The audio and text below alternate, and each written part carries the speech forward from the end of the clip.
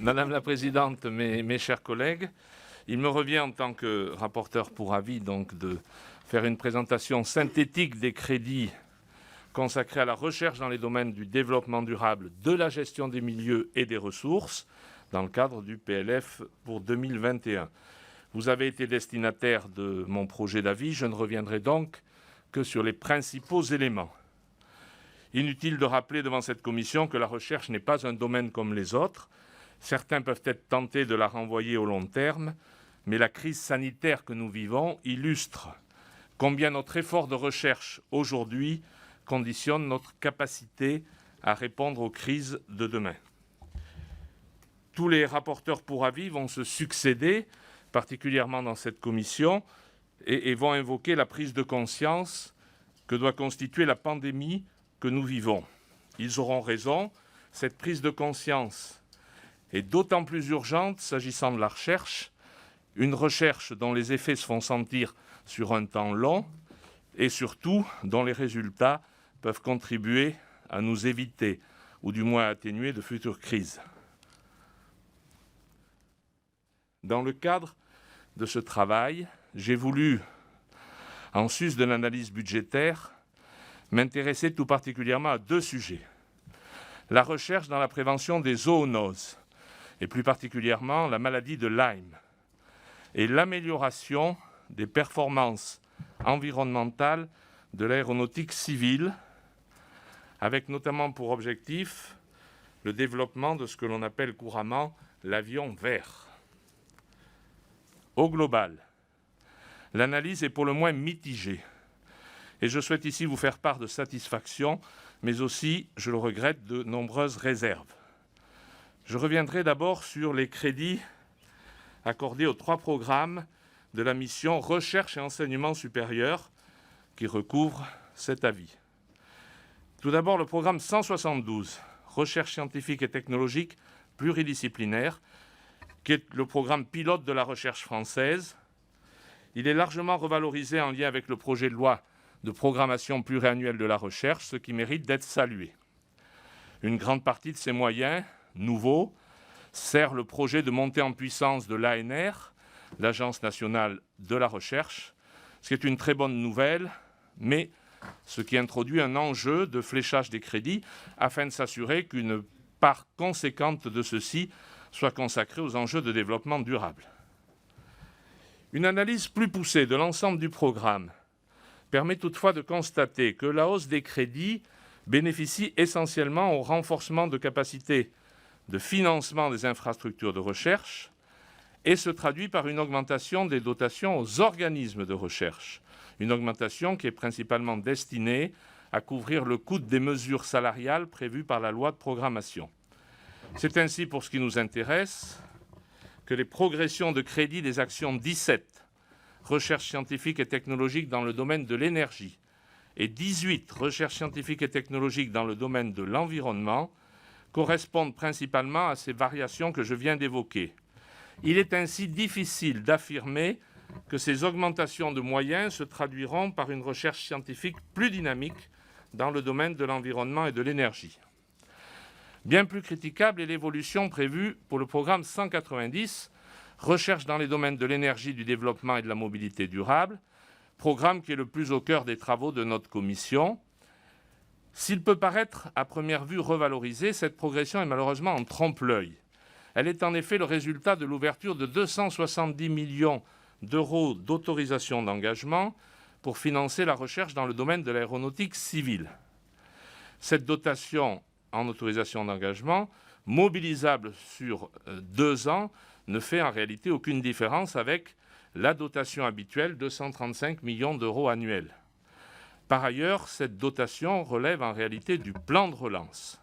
Et si on compare les crédits demandés dans le cadre de ce PLF 2021 à ceux ouverts en 2020, loi de finances initiale et loi de finances rectificative, ceux-ci évoluent à la baisse, tant en autorisation d'engagement qu'en crédit de paiement.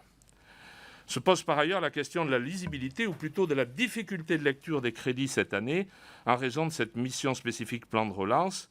Cette mission porte en effet des crédits tendanciels, habituels, ce qui est absolument incompréhensible, voire insincère, et à l'inverse, des crédits présentés comme des crédits de relance sont portés par d'autres programmes.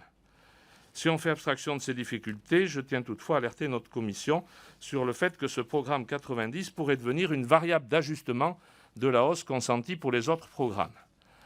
Enfin, le programme 193, Recherche spatiale, sur lequel je me suis moi appesanti, voit ses crédits diminuer, mais pour une bonne raison, puisque conformément à ses engagements, la France aura soldé sa dette de financement de l'Agence spatiale européenne à la fin de l'année 2020, ce qui permet de diminuer les crédits de ce programme tout en revalorisant le financement du CNES. Avant d'évoquer mes deux focus, je souhaiterais parler rapidement de la situation des opérateurs de recherche confrontés à la crise du coronavirus. Tout d'abord, d'une manière générale, la DGRI, Direction générale de la recherche et de l'innovation, estime que la perte nette pour ces opérateurs s'élèverait à 94 millions d'euros sur la période 2020-2022, avec un impact attendu très fort en 2021.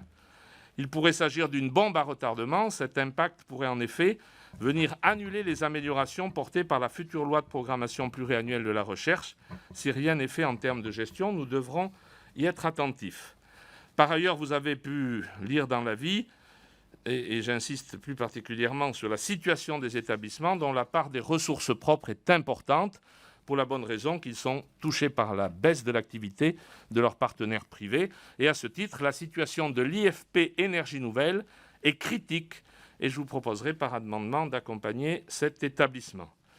J'en viens maintenant aux deux sujets sur lesquels j'ai souhaité m'arrêter. La recherche dans la prévention des zoonoses.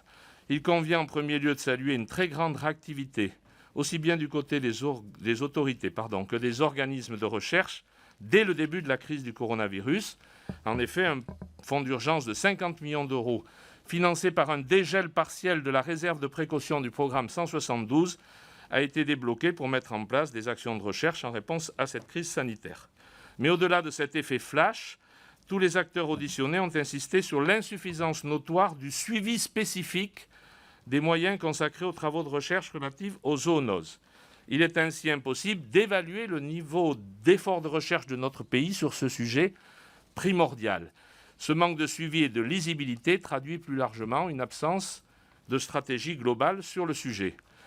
L'exemple de la maladie de Lyme est très symbolique de cette absence de moyens et de suivi. Là encore, tous les organismes de recherche, ou presque, sont capables de citer des travaux sur le sujet et témoignent d'un engagement que nous savons sincère, mais le caractère disparate et hétérogène des projets apparaît clairement, tout comme l'absence de ligne directrice et la faiblesse des financements. Pourtant, l'enjeu est d'importance et le lien avec le réchauffement climatique manifeste, le nombre de morsures de tiques ne cessant d'augmenter, tout comme le nombre de malades recensés. Je défends donc une hausse des crédits dédiés à cette recherche et un renforcement du suivi et de la coordination. Je proposerai tout à l'heure 2 amendements proposant d'augmenter les crédits de l'INSERM, un pour lui donner les moyens spécifiques pour financer la recherche sur la maladie de Lyme, l'autre pour accompagner son projet d'agence chargé de coordonner l'ensemble de la recherche sur les maladies infectieuses émergentes. Un projet pourtant soutenu par le ministère, mais qui à ce stade n'est pas financé sur ce PLF. Une deuxième priorité sur laquelle j'ai voulu me concentrer est ce que l'on appelle communément la recherche pour le développement d'un avion vert. Je tiens tout d'abord à saluer la stratégie affichée par le gouvernement qui dote la recherche aéronautique de moyens nouveaux en annonçant l'octroi de 1,5 milliard d'euros sur 3 ans, même si, comme je l'ai évoqué tout à l'heure, cet affichage intègre des crédits tendanciels et que le réel effort supplémentaire avoisine 1,1 milliard d'euros. À mes yeux, cet effort budgétaire relève en grande partie d'un rattrapage au regard de l'écart constaté entre les enjeux auxquels la filière fait face depuis des années sur cette question et la faiblesse des financements qui lui étaient jusqu'alors consacrés. Je tiens également à vous faire partager mes craintes concernant la durabilité de ce soutien à la recherche et partant la visibilité pour les industriels. En effet, le soutien à cette filière ne peut pas et ne doit pas s'arrêter au lendemain du plan de relance. Le respect du calendrier affiché pour disposer d'un avion zéro émission à l'horizon 2030 en dépend. La question de l'après-plan de relance, donc de l'après-2022, est clairement posée par les industriels.